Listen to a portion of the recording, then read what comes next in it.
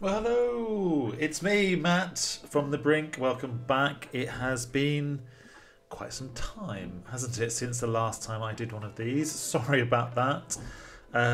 Life has got in the way, and also I live below a building site, so that has made recording stuff really difficult. But I'm back, and hopefully back every week now. And this week I'm jumping into Halloween because it's the end of October, and why the hell not? So I decided to look at Halloween from a bit of a different angle this week, looking a bit at the history of it, why it came about, but also looking at why it is a kind of a form of catharsis and why it might be perhaps the most honest form of therapy we collectively have as a society yet.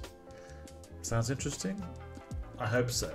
Welcome to The Brink. My name is Matt, and this is the story of the ghosts in our heads.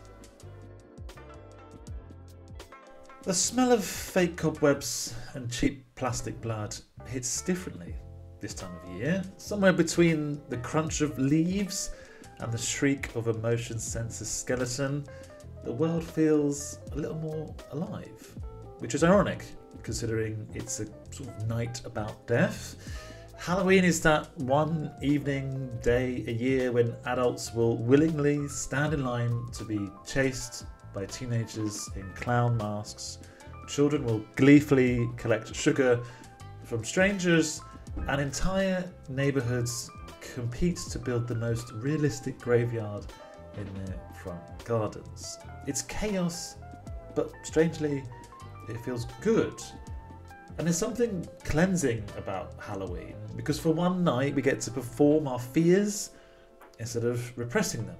We do this as a Brit. This is a big deal because what we see when we go to Halloween parties, we see the anxious accountants become a vampire. We see the shy teacher dressed as a zombie bride. The guy who insists he doesn't do emotions suddenly commits to a full body werewolf suit. But why does fear feel freeing? Why do we spend billions a year on decorations designed to make us feel uncomfortable? Well, that's what we're exploring. And I think the first place to start is where this all started. Where did the idea of celebrating or recognizing the dead come from? So before Halloween was an excuse for adults to buy dry ice and pretend they just happened to have fake blood in the garage, it was a festival called Samhain, and it was a Celtic festival, and what they believed that on this night, the midpoint between autumn and winter, the boundary between the living and the dead grew thin. Spirits could slip through the gap. Fires burned through the night, both to honour the ancestors and to keep unwanted visitors, ghostly or otherwise, at bay. People wore animal skins and masks because they believed it fooled wandering souls into thinking they were one of them. Costumes weren't about showing off, they were about survival. And it's hard to imagine that mindset now. We've replaced sacred bonfires with battery-operated pumpkins, but the impulse underneath it hasn't changed very much. Ancient people didn't deny fear, they managed it through ritual. We, on the other hand, have rebranded that same instinct as a form of entertainment. We've become a culture that outsources fear to horror movies, haunted houses, true crime podcasts. But there's still a ritual in all this. It's just with a lot more eating. And as anthropologists point out, societies need structured ways to face mortality. Halloween, in its over-commercialized, sugar-coated form, might be the last ritual we have left that openly admits, yes, we are scared, and yes, we still go out after dark. This has been an idea written about for a really long time. Aristotle wrote about catharsis, the emotional release we get from watching tragic or frightening things, and today researchers like Rozin call it something else. benign masochism, the strange joy of feeling scared when we know we're safe. It's the same reason we love roller coasters, spicy food, horror movies. The body gets an adrenaline rush without the actual risk.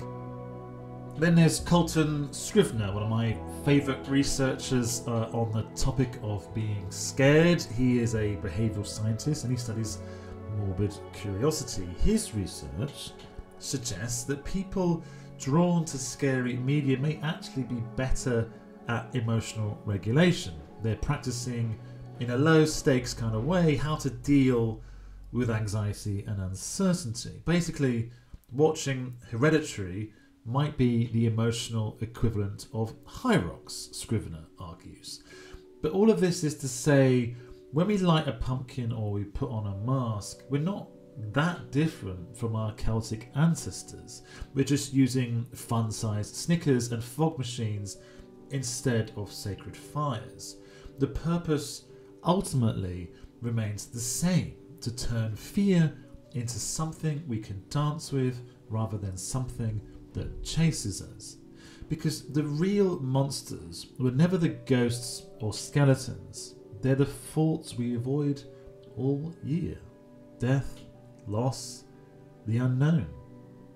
Halloween just gives us a socially acceptable resource to stare them down while dressed seemingly as a sexy vampire. If you've ever gone to a Halloween party and thought, wow, everyone's alter ego just showed up, you're not alone. Well, that might just be me because of what I do for a living, but you see the point. This holiday or this festival or however you want to label it is basically a mass Jungian experiment. We don't just call it that because collective shadow integration night doesn't fit on a party city banner.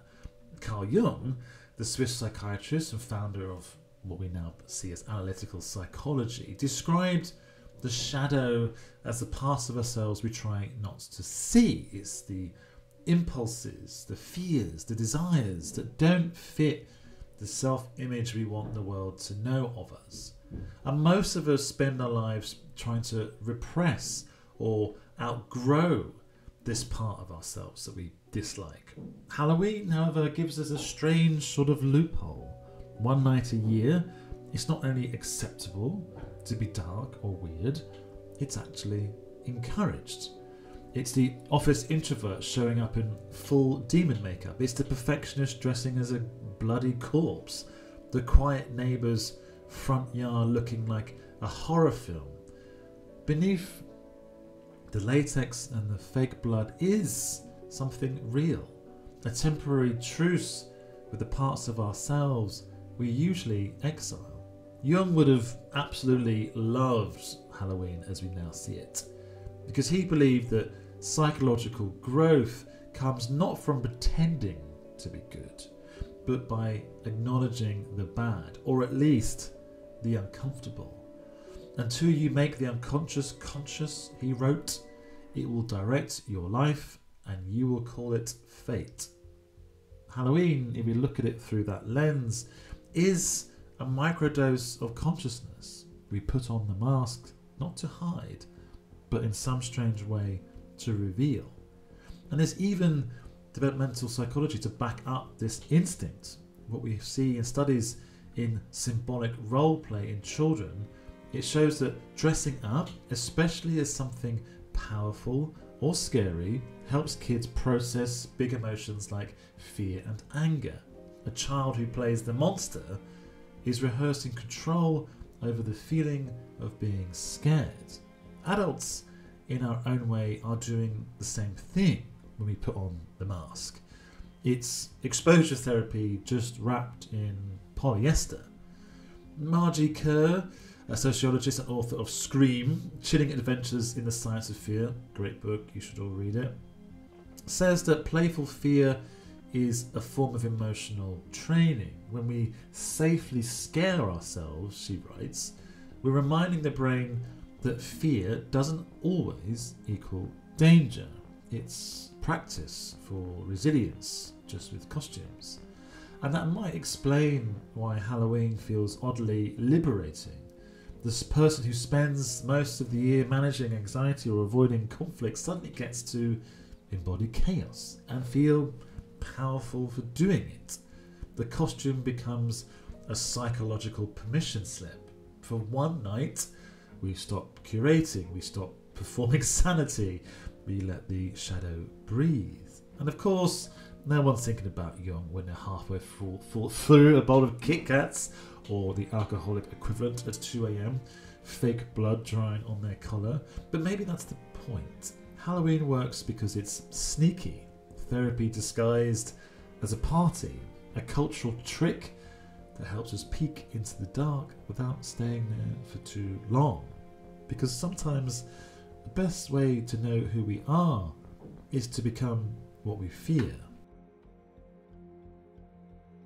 For a holiday built on fake corpses and haunted basements, Halloween is a surprisingly social event. It's not a night for solitude, it's a night of shared fear. We gather in crowds, we go to parties, we pack into haunted houses, and we huddle on couches to watch things we know will make us scream. It's a sort of collective madness, but it seems to work. Fear, it turns out, is one of the fastest shortcuts to bonding. Neuroscientists have found that when we experience fear in a safe context, like a roller coaster or a horror movie, or a jump scare from someone in a discount Grim Reaper costume, the body releases a cocktail of adrenaline, dopamine, and oxytocin, the same hormone linked to trust and closeness. In other words, you literally bond with the people you are terrified with. Back to Kerr's work again, the sociologist who studies fear. She puts it very simply. When we go through something scary together, it's an emotional high that connects us. And she's right. Every haunted house exit is the same nervous laughter, sweaty hands, someone shouting, "That was way scarier than I thought," while clearly trying to find a way of making it okay. It's a ritualized form of intimacy, and the same principle shows up in therapy. Exposure therapy, a controversial but still a cornerstone of certain types of therapy, uses controlled fear to help people manage anxiety and phobias. You face what scares you gradually, safely, and intentionally until your brain learns that fear doesn't mean danger. Halloween does this just at scale and with better snacks. Even horror fans seem to intuit this. Scrivner's research, the guy we talked about earlier, he's found that people drawn to scary experiences have better emotional regulation and tolerance for uncertainty. Essentially, watching scary films with friends isn't just masochistic, it's social rehearsal for coping with life's unpredictability. And it's also a deeply human act. Across cultures, shared fear has always been a social glue, from tribal initiation rites to urban legends told around the campfire.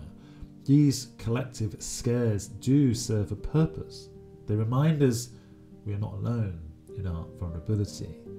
And in an increasingly isolated world where anxiety is more often expressed through screens and silence, Halloween gives us permission to feel scared together.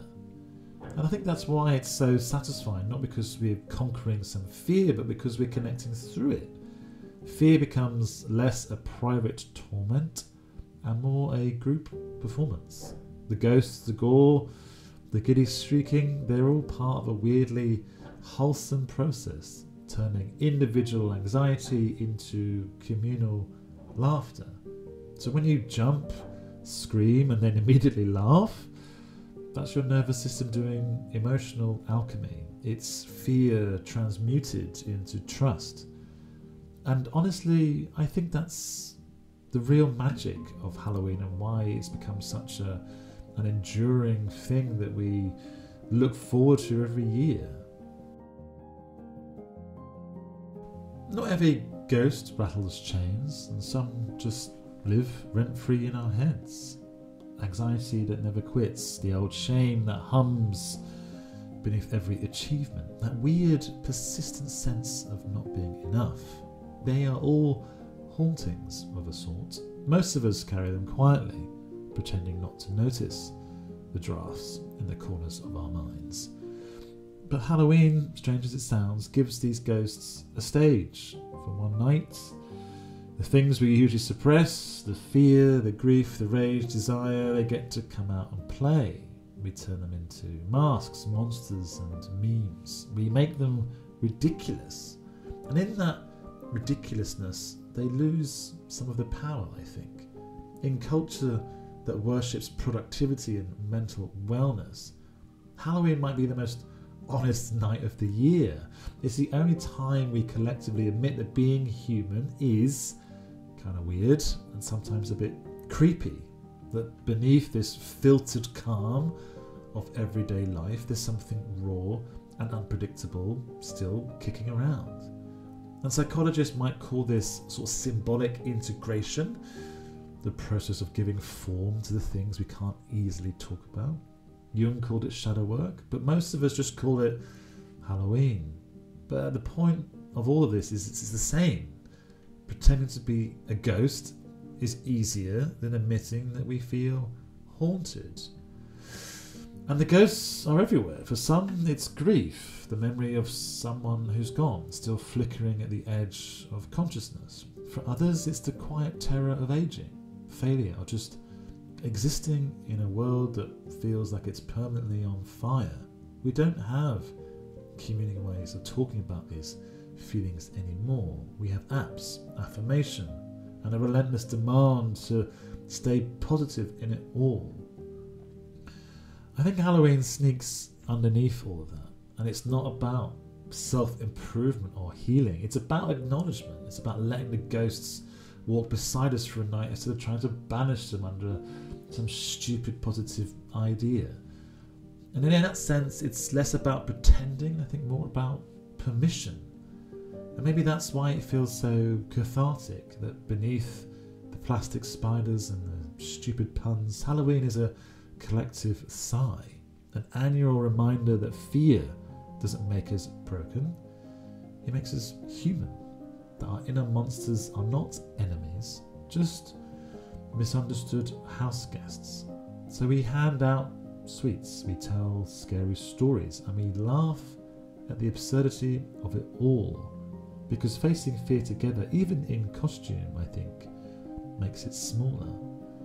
The ghosts, they don't go away, but for one night, they don't have to hide. Thank you very much for listening. I am learning how to record this as a podcast and a video. I've realised that I move around a lot, and you can hear that in the microphone. I get a bit far away. So I'm trying to sit closer to the microphone. So if the sound sounds better, worse, a bit deeper, a bit more resonant, please let me know. Trying to get this thing off the ground, doing a bit more, working on lots of different things. If you've made it this far, you may already follow me as it is. I'm doing something called the Grey Method, which is a thing for therapists to help them navigate this age of uncertainty. And I've started something called the Disquiet, which is field notes from the front lines of mental health. I won't give too much away, but if that sounds interesting, tune in next week when I'll be talking more about it. But for now, thank you for joining me on Halloween. I hope you find something scary and are able to survive it. And I love you very much. See you next week. I'm Matt from The Brink. Bye.